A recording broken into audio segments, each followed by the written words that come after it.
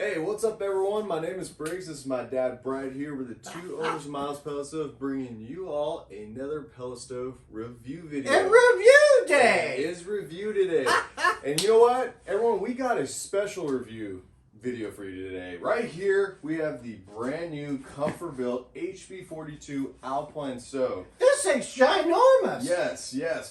My dad's going to go through the whole review process. He's going to walk you guys through ins and outs. We're going to give you just a little bit of a brush overview of the control panel, and then, we're going to give you guys a little test demo so you can see the flame and you can really just take in that ambiance. So, you got to love that little enunciation. Ambiance? That's a big word for me. I tell you, this one is, it's a big stove, and it's got a lot of key features. I'm going to talk about that in a minute. You ready to go? Heck yeah. Okay, join along with us. And let's talk about the ComfortBilt HP42 Alpine. All right, let's do it. And here we go. Welcome back to the pellet stove trade. I tell you now, this is the ComfortBilt HP42, again, the Alpine. Now, these are the kind of the key things that people are most interested in. And so before we go through it is, how many BTUs does this have? And they say it's up to around 42,000 BTUs. That's pretty good. The other thing is, people want to know how many pellets go in the hopper. This one holds 120 pounds, so that's 3 general bags of 40-pound bags times 3, obviously is 120. That's pretty cool. And so, they say, how much will this heat up to? And I tell you what, they say it heats up to 2,800 square feet, but every time that you watch one of our review videos, basically the key words are up to. So where do you place this stove? If you buy it, great. If you don't, I understand. But where you place it in your home, so you look at the architecture. What are the main rooms that you want to heat? So it's up to 2,800 square feet. So every house is different. So basically kind of have that in mind, the placement. And when you install this stove, if you buy this stove, I get it, go by code, go by the owner's manual. So the other thing, oh my gosh, I always forget this, and people want to know, how much does the thing cost? Oh my gosh, it's $12.99 free delivery. That is awesome, because people right now, money's tight. I get it. But here's the stove. They even have a 1-year warranty on this thing too. That includes the control board, which is awesome. Follow along, let's go. So anyway, here, we'll start with the front. Now, this here, to me, this is a wooden handle, so it's kind of cool. So you get a good grip on it. It's fine. You lift it up, and there's the door. So here you go. You open it up. So I'll get down here. And again, on a ComfortBilt stove, I like this big door seal.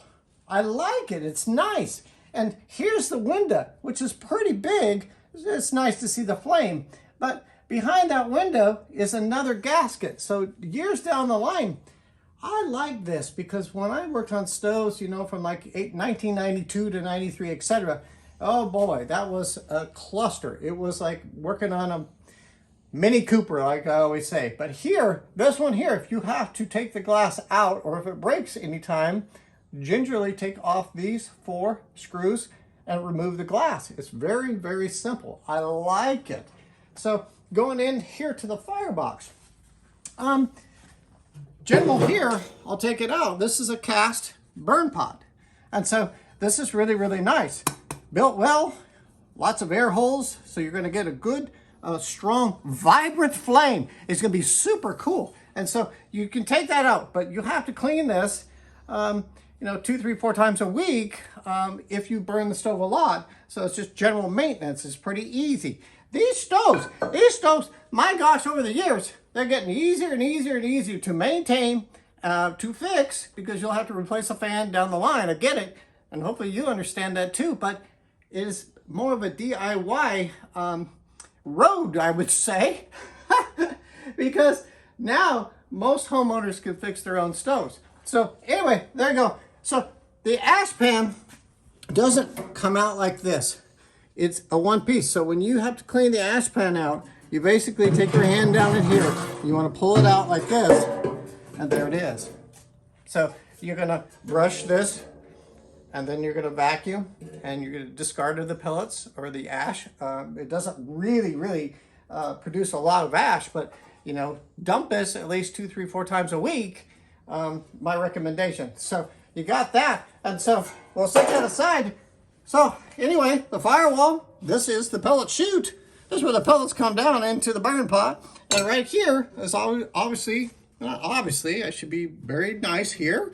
This is where the igniter is. And now they have used the hollow core Gen 2 igniter. This thing is better to me than the standard Generation 1 igniter that the ComfortBilt company came out with.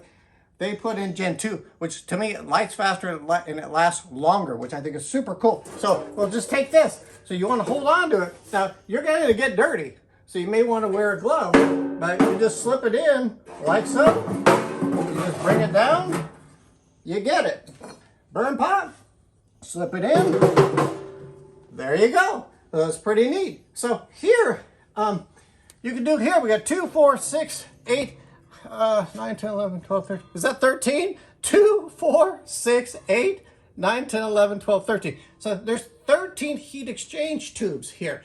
And these things are pretty big, and it's nice because that's where the warm air comes out into your dwelling. I like that. And then people say, Brett, what the heck is this? Well, this is the heat exchanger tube cleaning rod. So at the end of this rod, it's like my fingers, it's like a rake. So when you go out and you go in with this, it's scraping the residue off of the heat exchanger tubes. So when the heat exchanger tubes, oh my gosh, when they're cleaner, they're gonna get hotter, and that means you're gonna get hotter air out into your dwelling, which I think is really cool. And you only do this when the stove is cold, because if you do this when the stove is hot, you're gonna be burning your fingers. You don't wanna do that. So anyway, we're gonna push that thing back in. So I like this handle. Here we go. We just bring it in. It's always gonna be a tighter seal when it's new, and you just come down on it like that. Ergonomically, it's nice. It's not even, I'm old and I don't even feel any pain or any tweaking there. So anyway, we're gonna go to the back. So this is something for the most part that you don't see on the internet too much, but when Briggs and I do a review, we show people 360, the whole darn stove. Because if you like it, great, and like I always say, if you don't, I get it. So anyway, this is so simple. My God. I mean, gosh, when we open this, we just take the side panels off. There's just 2 screws on the back. You undo them, take the side panel off, and you have access to your stove. So here we go. Here, these are just standard plates that you will take off annually for your annual clean, and there's some on the other side as well, and there's some on the top. I like it. Here, this is your control box or your control board. This is the brains of the system. It's right here. I like that. Here, this is the auger motor. If you ever have to exchange it, it's right here. Look at all the room. You can get to it. Right here, I can't get underneath there, I'll do it this way. This here is your igniter. So all you do is unloosen this screw, unclip the Molex connector, take the old igniter out, put the new one in. You just save yourself a service call. And right here, this is your convection room air fan. It's right here. So this spins, brings the air up, and it goes through those heat exchanger tubes in the front of the stove. So you can keep this clean throughout the year. Annual clean, it's great. If this thing goes bad, like down the years, it will go bad because they're the motors, they work a lot. But there's only 4 screws on each side, or 2 on each side. You remove the fan, you can see, you can get it right out, put the new one in, 2 screws on each side, and you're done. Here's a safety sensor here in case there's a hopper fire. They need to have that. Every company needs to have this now to get through the EPA, etc., to be stamped. So anyway, that's a safety feature. I like it. So are we going up? And so should we bring that down? No, let's go around. Come along. Isn't this good? I'm so excited to get this stove in here because I think it's one to consider. But, you know, our good friend Gordo sent us a message, and he wanted to know a little bit about this. So, Gordo, this one is for you and everyone else. But this is the other side. So, again, you have cabinets where you can get to clean. You have access here. These are just easy to remove. But here is the back side of the convection room air fan. Here's the motor. So again, 2 screws here, 2 on the other side. Unplug your ground, 2 power wires. You just take the old fan out, put the new one in. If you have to change it, and you will down the line. But down here, this is your vacuum switch. Every manufacturer now has to have a vacuum switch. It's for safety, negative air pressure. You could study that on the internet all day long and get a better feel for it, but it's there. It's accessible. It's nice. Down here, oh, Briggs, look at this motor. It is right here. This is the exhaust motor here. So basically, there's an impeller inside here that turns, or a fan, and it takes the bad air out of your 3-inch pipe out of your dwelling. So this is the exhaust fan. So to me, I guess if you ever had to replace this, which you will in the future, 4 wing nuts, ground, 2 power, take it off, put your new one in, 4 wing nuts with your gasket, ground, 2 power, you're done. You just saved a service call. I think that's pretty cool. So anyway, let's go on the back. I'll move this forward. Let me go as fast as we can, but we don't want to miss anything because this is a big purchase for you and your family. Back here, this is your standard 3-inch port for your exhaust. So look in your owner's manual. It will give you some good examples on how to install your pellet stove on your own if you feel comfortable. If you don't, call your local service provider and get some bids. I like it. So right there, 3-inch. Over here, this is your outside air. So basically, this brings in the air to the burn pot area. And so it's here. So if you have a manufactured home, by code, you have to have a flex line from here out through the wall, and then you'll have a vent out there to keep rodents from coming in, but it brings the air from the outside in. And so here, there's a shutter plate in here. You can adjust, it's preset right now, but if you needed to add more air or less air based on your dwelling, you could have an older dwelling which has, you know, more cracks and more airflow in your house, or you could have a house that's completely sealed up with a truckload of silicone to where you have no air in the house, so you may have to open this up more. But anyway, this is your outside air intake here. And so here, this is where we're going to plug in the stove right there. This is your main power on and off. So when you have the main power on, you can leave it on. From there on out throughout the season, you're going to be turning the stove on and off from the user control panel here, which Briggs will show you. It's kind of cool. And so I like it. There's a main fuse right here, Briggs. This is where the main fuse is, right in here. So during the season, if a fuse should blow and you have no power to that control panel, you can actually just take this out and look at your fuse. If it's blown, well, ComfortBilt is giving you another fuse in there, so you can replace it and hopefully get your stove up and running. So now and then that happens. Here, right here, this is a room sensing probe. So if you can run this stove on manual, meaning that you just push the button, adjust your heat, low, medium, high, etc., and the stove will run until you want to shut it off. You just hit the off button. Okay, you get it. But also, you can set this in a thermostat mode.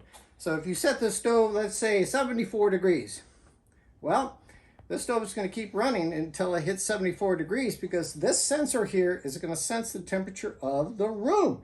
And so I think it's a real nice feature. And I did talk to the main technician from ComfortBilt, and yes, there is an adapter to this control board over here that you can attach, and you can use a wire or wireless thermostat if you want. But to me, when they have this built in and you can just use this, it works fine. It'll save you some money. The last thing that I just really didn't pick up on, and if I miss something, son, you always say, Dad, you missed this, you missed that. So here, times are changing. On most stoves right here, there's a snap disc, and that will be your low temp or proof of fire. Now they have used a wire here, and that is a metal probe, and that probe goes inside of this exhaust housing, so it detects the heat or if it's cooling down. And so it seems like there's less and less snap discs out there. There's more and more probes. So throughout the year, no, you don't really have to, maybe at the end of the year, just undo this screw, take this out, clean the rod. It's kind of like an exhaust sensing probe, really, but just clean it with water or vinegar water and then put it back in and tighten it down.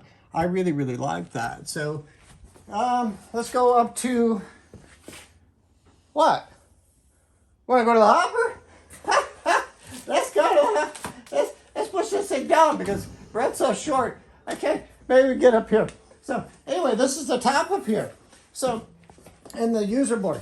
So I use my flashlight here. So I'm going to open this up. So right here, this is another safety switch. So when this lid's up, the auger motor will not turn. It will not distribute pellets into the burn pot. So if this is up, again, it won't work. So if you've got kids, grandkids, it's just a safety feature. So it's kind of nice to have. There's a nice little seal around here, easy handle. Good golly, 120 pounds of pellets go in this thing. That's pretty ginormous. I think that's cool. And so a nice seal around the hopper. You can see it all in red color, so it's sealed up really nice. And you just close this lid gently and set it aside. So it's kind of like, to me, I'll just tell you, the bigger stoves out there, let me see, we have the Pelpro PP130, that's one. The Breckwell Big E, that's another one. The Outfitter by Quadrifire, that's another one. Compare those to this when you're shopping, figure out what's going to be the best one for you. But to me, for what I'm seeing so far, we haven't even lit this yet, but we're going to show you the first light to see how fast it does light and if it has a very vibrant flame. And I want to check to see how the convection room air blower actually works. Does it really, really stink? Is it really super? Is it really like super, super? We're going to find out. You want to light this thing up? Yeah. Okay, let's do it. Follow along. All right, so I'm gonna go over a very quick overview of this control panel. So right here, right now, if you're trying to press everything and nothing's going on, no worries. Right back here, where the main fuse for the stove was, there's a main power switch. So you know if you're plugged in and everything else, we're just gonna hit it and then you're gonna hear a nice beep. And right here, we're brought right to the main menu. So, all right here, I'm gonna go over kind of what you're seeing. Right here on this top left, this shows the mode that you're in. Right here, it's kind of like a status area where it says stop. And over here on the bottom right corner, off. So it's kind of two different boxes of telling you what's going on with the stove. Right here, you're gonna have your heat levels. They range 1 through 5, as you can see here. Right here, this is what the temperature sensing probe is sensing in the room right now. And well, it's August here in Oregon, and as you can see, it's pretty warm. Up here, you're gonna have the date and time. And as we go through here, you're gonna start seeing more things pop up. So right here, this is your power button. So if you hit this on once, and since it's a manual mode, the stove is gonna go and it will not stop until you hit this again, turning it off. Right here, this button right here switches the different modes, and you're gonna have 4 of them on here. So first one is manual, second one is temp, which basically it acts like a thermostat. Right here, this is what it senses in the room, and this is what you can set it to with these arrows. You hit it again, this is the weekly mode. This is more of a programmable mode where if you really wanted to get fancy, you can have the stove come on at Monday morning at 9 a.m. and run for this amount of time. Your user manual will explain more of that in detail.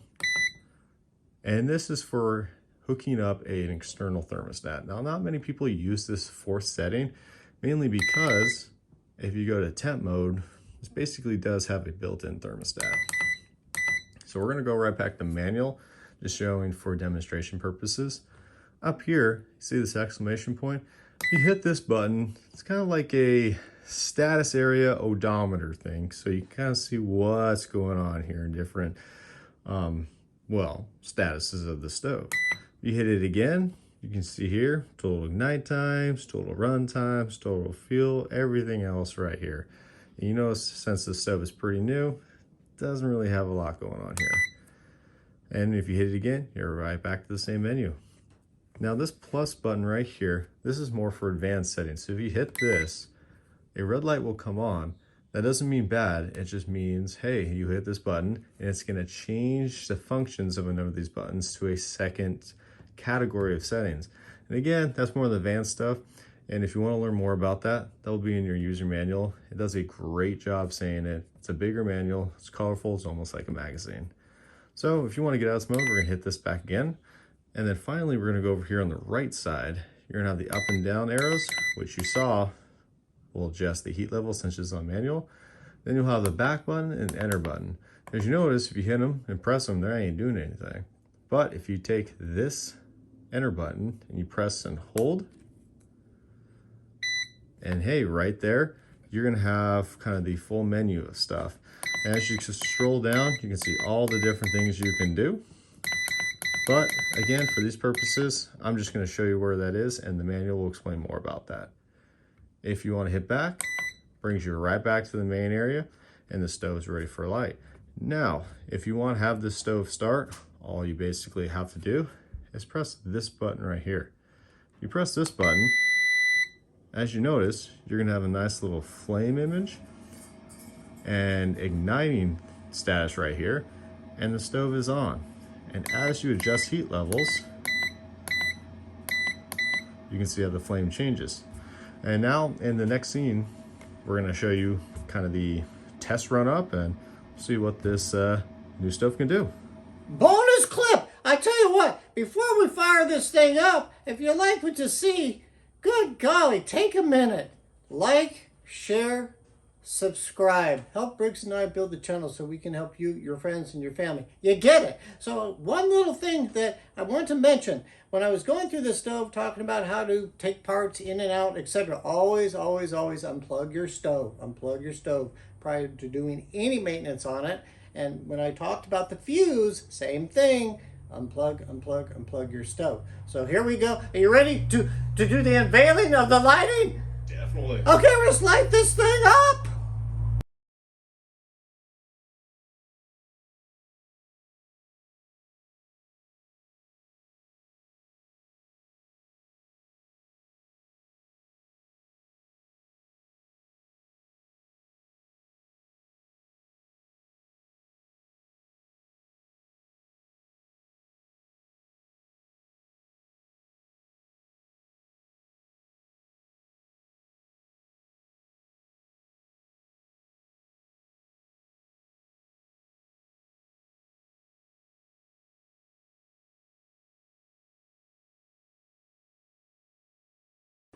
All right, everyone, that's it. Hopefully you guys enjoyed this video. Hope you guys learned a thing or two, and hopefully, you know, if this is the right stove for you, awesome. If not, hey, we get it. Not every stove is right for everybody, and you know what? That is okay. But if this stove is right for you, you know, I think we got a good one. This thing is still brand new on the market, has a high capacity hopper, you know, heats up well. It's still heating up as we speak, but as we're going to talk, we're gonna try to get this fan going so we can really kind of gauge that in there. A few things I really wanted to add in on this is this. After working on ComfortBilt stoves before, I've been noticing some improvements of what they've been doing on the inner components there. So, you know, say the control board itself, we've done a repair video on an HP42 before, and if you watch that on our channel, you can see kind of the full shebang of what we do and all the different Shebang? You took my word. Sorry. All right, let's keep going. Generations, it passes down. But no, you can kind of see all the different wirings that have replaced. Now on this one, a great improvement of what it is, they got only one Molex connector going in there, so a lot easier to replace the control board on this thing.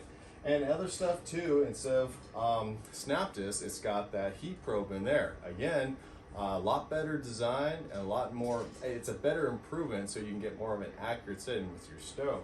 And so yeah, overall, you know, my dad and I, we've been through a multitude of stoves, and what we've been seeing here, we're not just blowing smoke, is there's great improvements here, what we like seeing, and it's good customer friendly, it's good technician friendly, And you know what? It's a good bang for your buck. So that's all I got to say for now. That is. One more thing. You might have noticed there's a little bit of smoke right there. That's not technically actual exhaust smoke.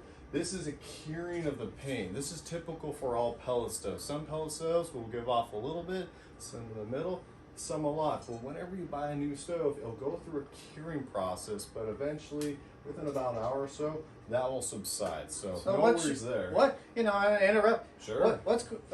One of the things, well, I'll just say it. So Briggs is right. Any stove that you buy when it's new, it goes through the curing process, and you'll smell a little bit of the paint, etc. So just kind of a tip, just cross ventilation, doors, windows open, and you may want to put your pets in a different area because of the smell. Sometimes your smoke detectors may go off too, but just be prepared. Roughly what, 45 minutes or so?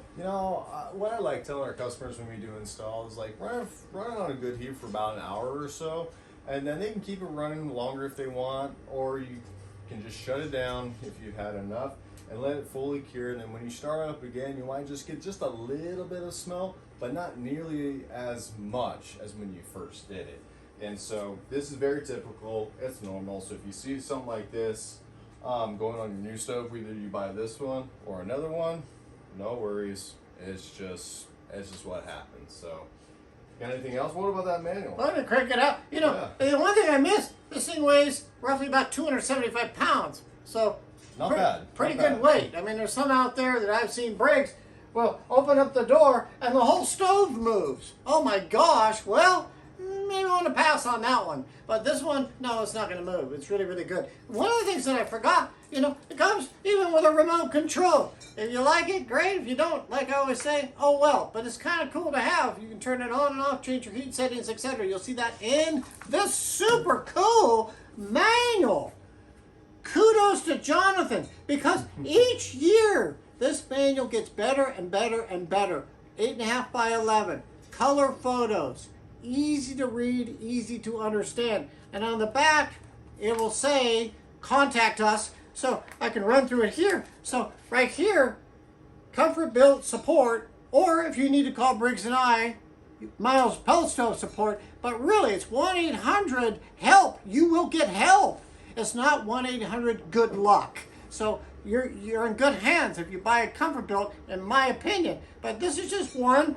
Well, do your studies out there. Ask some questions before you make a purchase. This is a major purchase, but I believe at $12.99, yeah, I'd put this one on your list.